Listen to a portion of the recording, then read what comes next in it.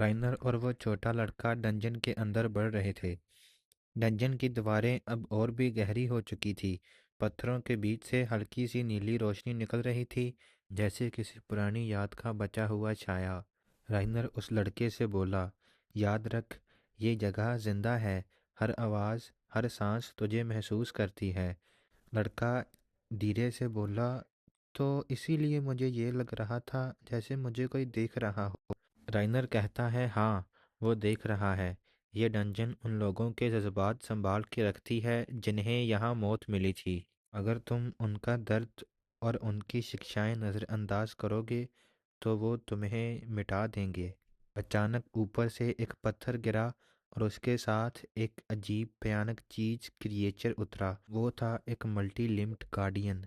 लाल चमकती आंखें, शरीर से धुआं उठता हुआ जैसे किसी ने अंधेरों को जिंदा कर दिया हो।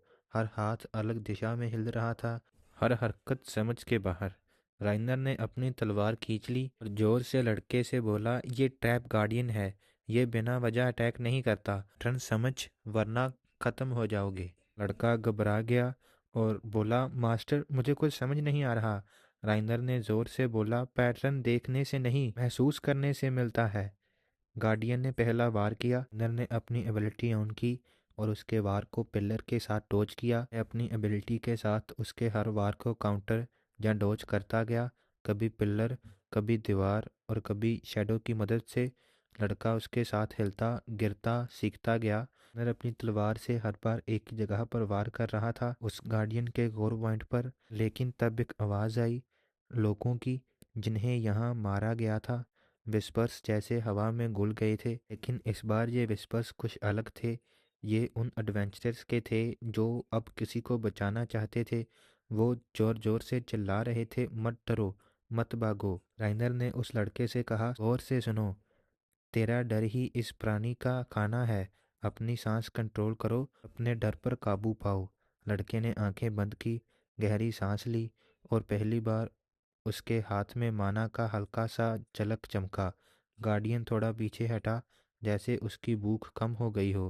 राइनर ने इस मौके का फायदा उठाया। तलवार से उसने गार्डियन के बीच में चमकती हुई शैडो कोर पर आखिरी वार किया। एक तेज लाइट फूटी, गार्डियन का शरीर धूल बनकर हवा में बिखर गया।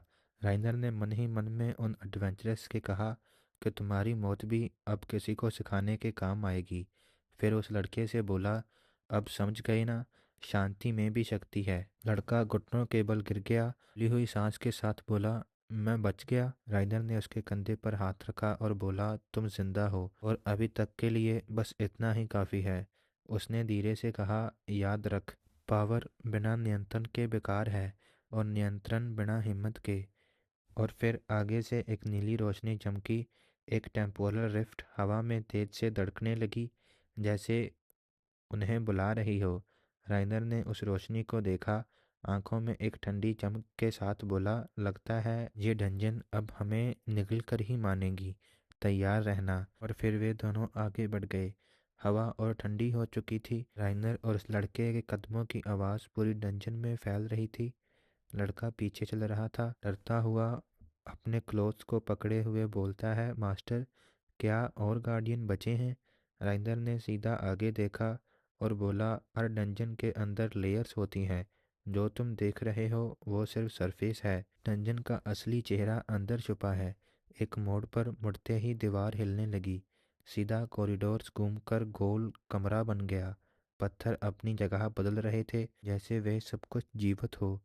हल्का सा एको गूंज रहा था। राइनर धीरे से बोला, टेम्पोरल रिफ्ट आगे है।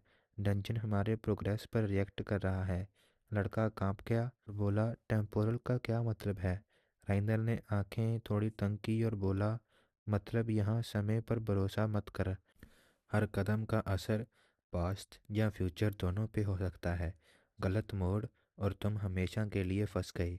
फिर तभी छाया में से कई आकार बने, मानव रूप, लेकिन हर एक के ऊपर कई टूटे हुए चेहरे और कई चीखें। ये गार्डियन नहीं थे, ये एकोस ऑफ द फॉलन थे, ये एडवेंचर जो कभी बच नहीं पाए।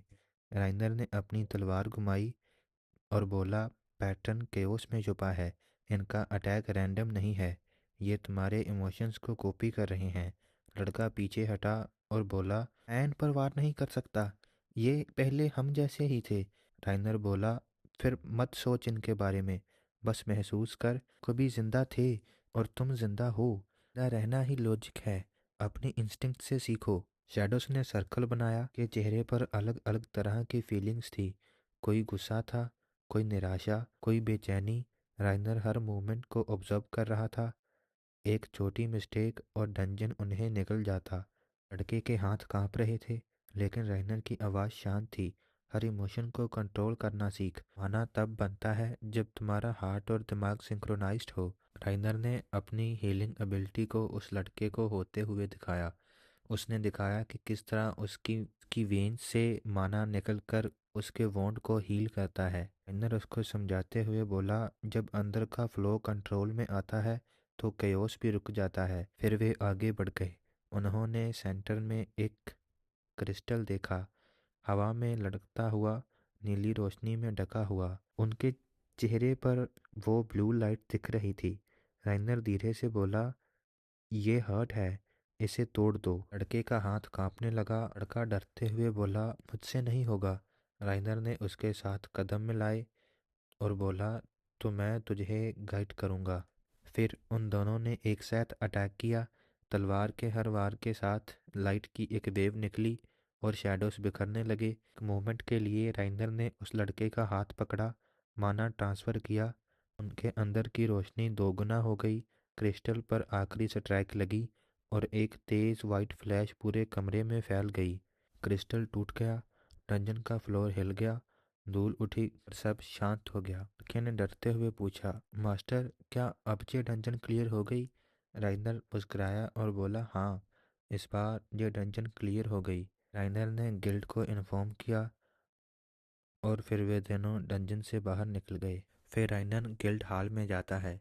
वहाँ उसे उसकी पुरानी बचपन की दोस्त लोयरा मिलती है, जो उसे एक डंजन के बारे में बताती है जिसका लेवल हाई था और वहाँ पर जाने के लिए कोई तैयार नहीं हो रहा था। नर बस उसकी तरफ देखता रहता है और उसे अपने साथ जाने के लिए ऑफर करता है, लेकिन लोयरा हंसकर और थोड़ा झिझक कर मना कर देती है और बताती है उसे उसके कजन्स के साथ कहीं और जाना है। नर थोड़ा निराश होकर पर वो मिशन एक्सेप्ट कर लेता है। लोयरा जाने लगती है, जाते जाते उसके साथ नेक्स्ट टाइम मिशन पर जाने का वादा कर कर जाती है। फिर राइनर अपनी पुरानी टीम सैरा, काइल और डैरियन को कॉल लगाता है, फिर अपने घर की तरफ निकल पड़ता है।